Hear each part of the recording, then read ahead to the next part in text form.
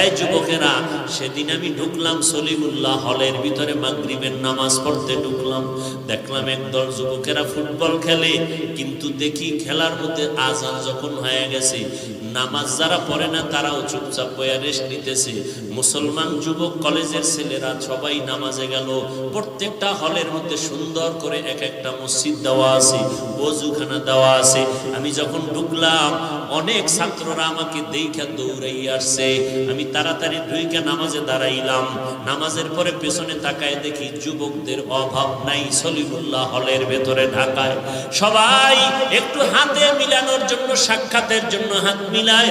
একটা যুবক হাতটা লাগায় কানের গোড়ায়, মুখটা লাগায়, কয় হুজুর আপনি দয়া করে আমারে মাফ করবেন, আমি বড় বেয়াদবি করেছি, আপনার বিরুদ্ধে বহু লেখালেখি করেছি ফেসবুকের ভেতরে, আমি জানতাম না, না বুঝিয়া উল্টা পাল্টা লিখেছি।